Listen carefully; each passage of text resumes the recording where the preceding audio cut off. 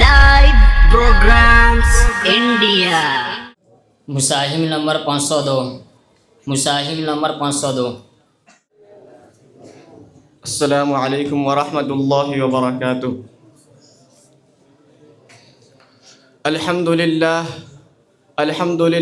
رب العالمین والصلاة والسلام على سید الانبیاء والمرسلین وعلى آلہ واصحابہ اجمعین، اما بعد۔ اعوذ باللہ من الشیطان الرجیم، بسم اللہ الرحمن الرحیم۔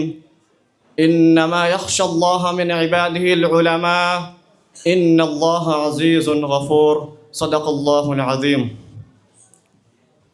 محترم حضرات، جناب اساتذہ کرام اور حاضرین جلسہ، اسلامی معاشرت میں دینی مدارس کی ضرورت و اہمیت کیا ہے؟ کوئی بھی ہوش مند مسلمان اس سے ناواقف نہیں کہ ان مدارس دینیہ کے ذریعے نہ صرف اسلامی معاشرت، اسلامی اخلاق و خصائل زندہ ہوتے ہیں، بلکہ اسلامی علوم و فنون کی ترویج جیسا مبارک عمل بھی اس معاشرے میں جاری رہتا ہے۔ پھر یہ بات بھی روز روشن کی طرح واضح ہے کہ قرآن و حدیث کی تعلیمات کے بغیر کسی اسلامی معاشرے کی بقا اور اس کے قیام کا تصور بھی نہیں کیا جا سکتا۔ اسلامی تعلیمات ہی پر کسی اسلامی معاشرے کی بنیاد ڈالی جا سکتی ہے۔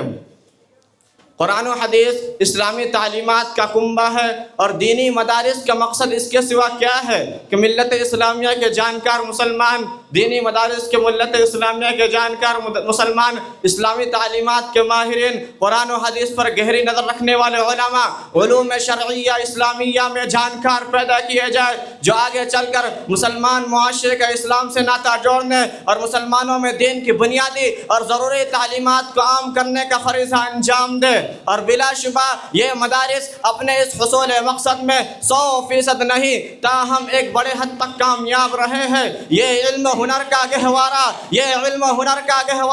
تاریخ کا وہ شہبارہ ہے۔ ہر پھول یہاں ایک شعلہ ہے، ہر سرو یہاں مینارہ ہے۔ کوہسار یہاں دب جاتے ہیں، طوفان یہاں رک جاتے ہیں۔ اس کاخ فقیری کے آگے شاہوں کے محل جھک جاتے ہیں۔ عراقی کی یقین سے روشن ہے سادات کا سچا صاف عمل۔ آنکھوں نے کہاں دیکھا ہوگا اخلاص کا ایسا تاج محل۔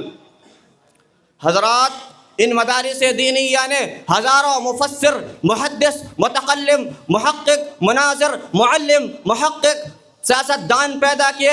ہزاروں علماء، صلحاء، اذکیاء، اکابر و شیوخ پیدا کیے، جن کے تذکرے سے ایمان کو تازگی، روحوں کا شہشار، فکر کو وسعت، نظر کو ٹھنڈک، دین کو حلاوت نصیب ہوتی ہے۔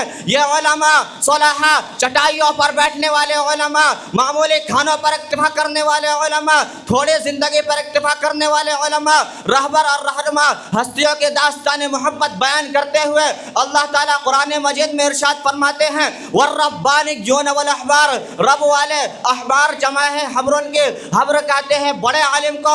تو علماء اور صلحاء دونوں کا اللہ رب العزت قرآن پاک میں تذکرہ فرماتے ہیں، اور آگے ان کی ذمہ داری ارشاد فرماتے ہیں، بما استحفظوا من کتاب اللہ، یہ اللہ تعالیٰ کی کتابوں کی حفاظت کرتے ہیں۔ تو گویا ان کا مقصد اور ان کا منصب دنیا کے اندر قرآن کریم کی ایک ایک آیت کے اوپر ڈیرے ڈالنا ہے، اور رسول اللہ صلی اللہ علیہ وسلم کے ایک ایک حدیث کے اوپر اپنے مسائل جمیلہ کو صرف کر دینا ہے اور ان کی حفاظت کرنا ہے، تاکہ آنے والے نسلوں تک دین اسی طرح پہنچے جس طرح انہوں نے اوپر سے پایا۔ اسی لیے تو ان کو وارث انبیاء کہا گیا ہے۔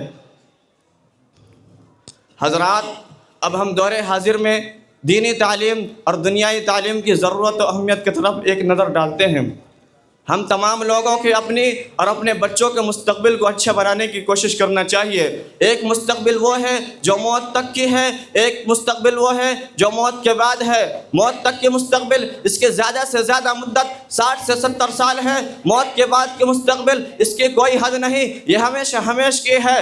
آج لوگ موت تک کے مستقبل 70 سال کے مستقبل اس کو بنانے کے لیے کالج والے آپ سے 16 سال لیتے ہیں اور مدرسے والے ہمیشہ کے مستقبل اس کو بنانے کے لیے صرف 6 سال لیتے ہیں. تھوڑی مستقبل کے لیے 16 سال پڑھے تو کوئی الجھن نہیں, اور لمبی مستقبل کے لیے صرف 6 سال پڑھے تو لوگوں کو کیوں الجھن ہے. اور یہ بات بھی اچھا طرح سمجھ لیجئے, کوئی کالج والا یہ گارنٹی نہیں دے سکتا کہ آپ کے بچے 16 سال ہمارے پاس پڑھ لیں, نوکری کی گارنٹی ہے, لیکن جو بندہ دین پڑھ لے اس کے مستقبل کے ٹھیک ہونے کی گارنٹی رسول اللہ صلی اللہ علیہ وسلم کی طرف سے ہے.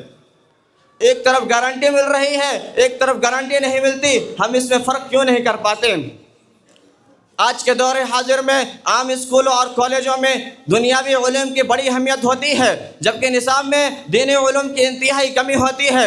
اس کے باوجود لوگ ان کو ناقص نہیں سمجھتے, بلکہ ان مدارس کے طلباء اور علماء کو ناقص سمجھتے ہیں جو اپنی زندگی علم دین حاصل کرنے کے لیے وقف کر چکے ہیں, جن کی زندگی صبح و شام اللہ کا قرآن اور نبی کریم صلی اللہ علیہ وسلم کا فرمان پڑھتے گزرتی ہے. ان کو حقارت کی نظر سے دیکھتے ہیں. کیا ہوا جو علم دین حاصل کرنے کی وجہ سے 4 پیسے نہیں کما سکے, کہ اللہ تعالیٰ کے بارگاہ میں قبولیت کی کوئی قیمت نہیں, کیا رسول اللہ صلی اللہ علیہ وسلم کے بارگاہ میں قبولیت کی کوئی قیمت نہیں. ہم اس قدر دنیا پرست ہو چکے ہیں, ہمارے دماغوں پر دنیا اس قدر مسلط ہو چکی ہے کہ جن علوم سے ہمیں اللہ اور اس کے رسول کی رضا نصیب ہوتی ہے ان کو ہم حقارت کے نظر سے دیکھتے ہیں, اور جن علوم سے صرف 2 وقت کی روٹی نصیب ہوتی ہے ان کو ہم بڑی عزت و اکرام کی نظر سے دیکھتے ہیں.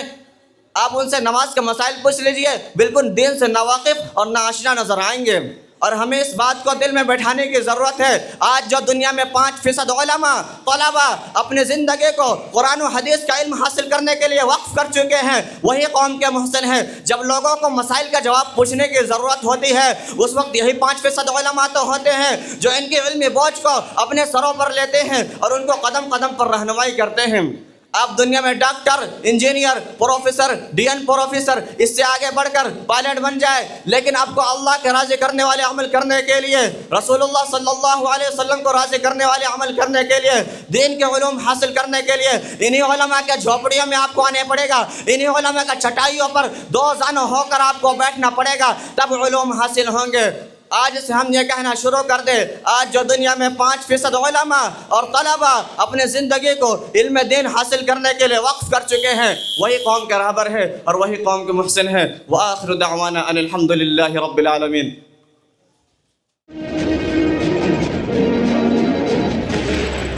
Live programs India.